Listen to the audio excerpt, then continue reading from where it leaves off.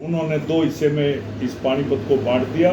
हमारा तो यही कहना है कि ये सरकार सुधरे, और आपसे आज एक वायदा भी करता हूँ कि यदि इंडियन नेशनल लोकदल पार्टी की सरकार बने तो इन टोलों से राहत मिलेगी। मैं उस पार्टी का समर्थन नहीं करता, परंतु उस पंजाब में सरकार ने कई अपने शहरों के टोल घटाने का काम किया है, परंतु मैं ये आगे बीजेपी के जो एमपी है संजय भाटिया जी से भी प्रार्थना करूंगा कि इस पानीपत जिले को बचाए, जो कि चारों तरफ से घिर चुका है और टोल कम नहीं है, बहुत मोटे मोटे हैं, आम आदमी देने से दुखी है। तो आपसे यही प्रार्थना कि इन टोलों को भी बंद करने का काम करें। अच्छा, मैं थोड़ी सी इसमें आपको बता देता हूँ कि सांसद संजय भाटिया ने ये बात लोकसभा में रखी थी, लेकिन उनकी बात पर ध्यान नहीं दिया गया। क्या लगता है कि उनकी चलती वलती नहीं है कुछ सरकार में? लोकसभा के सांसद हैं वो। चलती तो है, परंतु वो पानीपत का ध्यान नहीं देना चाहते। मंत्री के आगे एक एमपी कहे, और जो कि एक कानून है कि 60 किलोमीटर दायरे के अंदर एक ही टोल होना चाहिए, परंतु अब उनकी अनदेखी की है कहने का, या भाव क्या था, किस भाव से उन्होंने कहा, तो ये तो वो मंत्री बताएंगे या संजय भाटिया बताएगा कि मेरी नहीं चलती। मैं तो इस बारे में नहीं कह सकता।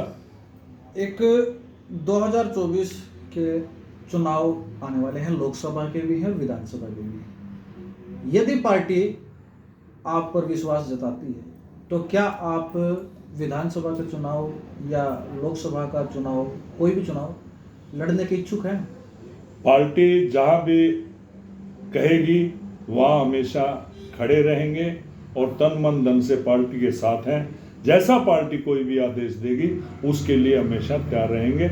और ये तो इंडियन नेशनल लोकदल का हर वर्कर है, कि श्री ओम प्रकाश चौटाला जी हो, चाहे अब चौटाला जी हो, चाहे हमारे प्रदेश के नफे सिंह राठी जी हो, या कोई भी कैसा भी आदेश पार्टी का आता है, हर वर्कर तन मन धन से उस साथी के साथ होता है। मुझे भी कोई भी आदेश होगा, हमारा परिवार इंडियन नेशनल लोकदल के लिए है, इंडियन नेशनल लोकदल की पार्टी की लड़ाई लड़ने के लिए हमेशा तैयार रहेगा। पानीपत नगर निगम के चुनाव इस साल होने की संभावना है।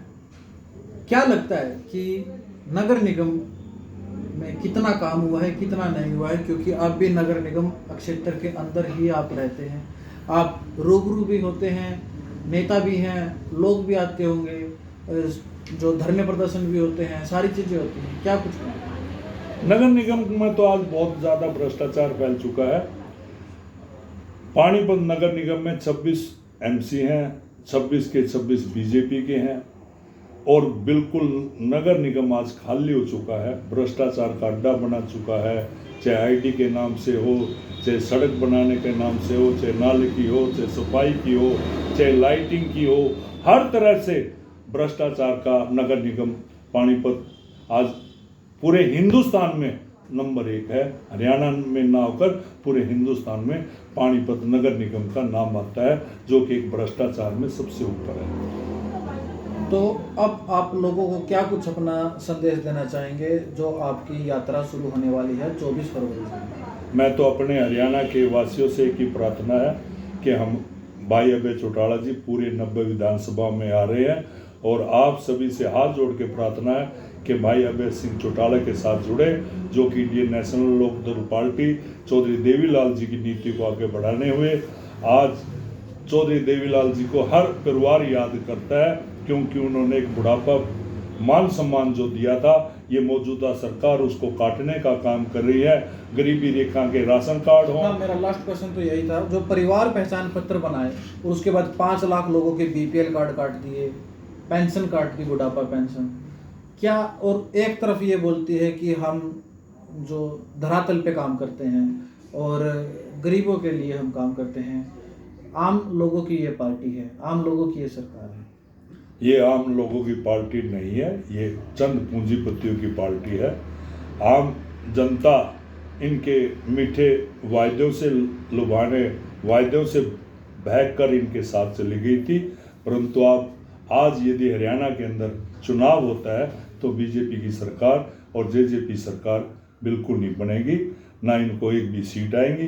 क्योंकि आप देखते हो कि आईडी के नाम से प्रॉपर्टी आईडी के नाम से, फैमिली आईडी के नाम से भी ठगा जा रहा है। एक परिवार में यदि 3 बच्चे हैं, माँ बाप की अलग आईडी बन जाए, परंतु ये सरकार बना नहीं रही। एक माँ बच्चे की सरकार आईडी को ले लेती है और मियाँ बीबी की पेंशन 1,80,000 जोड़ के उनकी बुढ़ापा पेंशन काटने का काम किया। कभी चौधरी देवीलाल जी ने ये 100 रुपये जो दिए थे और ऐसा मान सम्मान दिया था हर मजदूर के लिए, छोटे दुकानदार के लिए, व्यापारी के लिए, किसान के लिए, और क्योंकि कर्मचारियों को पेंशन मिलती थी। जब कर्मचारी हो, छोटा दुकानदार हो, किसान हो, मजदूर हो, वो भी एक देश को बनाने का काम करता है, तो उनके लिए भी सम्मान भत्ता दिया था, परंतु ये मौजूदा सरकार उनको काटने का काम कर रही है। और हमारे इंडियन नेशनल लोकदल पार्टी यदि आई आने वाला सरकार में, तो उनको 7500 रुपये पेंशन देने का काम किया जाएगा। बेरोजगार युवाओं को भी 21,000 रुपये देने का काम किया जाएगा। और अन्य जो ये आज आईडी के नाम से, कभी प्रॉपर्टी टैक्स के नाम से, कभी फैमिली आईडी के नाम से, इनसे राहत देगी, जो कि एक पुरानी जो चौधरी देवीलाल जी ने नीति लागू की थी, उन नीतियों को दोबारा लाने का काम करेंगे। तो हमारा तो यही है कि आईडी के नाम से, जब परिवार के साथ यदि एक पिताजी की आईडी नहीं, अकेले की नहीं बन सकती, तो आज हमारे हरियाणा के मुख्यमंत्री श्री मनोहर लाल जी हैं, उनकी आईडी कैसे बनेगी? ये अभय सिंह जी ने कहा है कि अकेले की आईडी नहीं बनेगी, तो फिर मनोहर लाल जी मुख्यमंत्री, उनकी भी नहीं बननी चाहिए, तो उनकी कैसे बनेगी? तो इसी बीच में आज हर परिवार का एक आदमी को सरकार के सेक्रेटरीट में या कर्मचारियों के पास जाने आने के लिए एक आदमी को, परिवार को छोड़ना पड़ा, तब जाके उनका कुछ काम हो रहा है। ना आईडी बन रही, ना प्रॉपर्टी आईडी बन रही, ना किसी की पेंशन बन रही, ना किसी का राशन कार्ड बन रहा। लोगों को मोटे मोटे, हमें एक हिंदू मुस्लिम में कभी भाईचारे को बिगाड़ने में, कभी धर्म के नाम से, कभी अधर्म के नाम से बिगाड़ने, गौ माता के नाम से आपस में लड़ाने का जो काम कर रही है। तो हमारी तो यही है कि आने वाली 24 तारीख से भाई अभय चौटाला जी जो मेवात के अंदर सिंगार गांव से शुरू कर रहे हैं, और कुरुक्षेत्र में 25 सितंबर को चौधरी देवीलाल जी का जन्मदिन मनाया जाएगा। उस दिन तक 90 विधानसभा में जाएंगे। तो हरियाणा के हर जनता से, भाइयों से, मेरे माताओं से, बुजुर्गों से, बहनों से यही प्रार्थना है कि ज़्यादा से ज़्यादा साथी जुड़े और इस रैली का भाग बने, ताकि एक हिंदुस्तान में रिकॉर्ड हो कि भाई अभय चौटाला ने एक हरियाणा के अंदर नई क्रांति का काम किया। तो कुल मिला के हमने अच्छी खासी बातचीत की। जितनी भी समस्याएं हैं प्रदेश भर में, देश भर में और पानीपत स्तर पर, सब के बारे में हमने बात जानी। तो इस वीडियो को ज़्यादा से ज़्यादा शेयर किया जाएगा। मैं मनीष कुमार, अखंड भारत की आवाज़ से।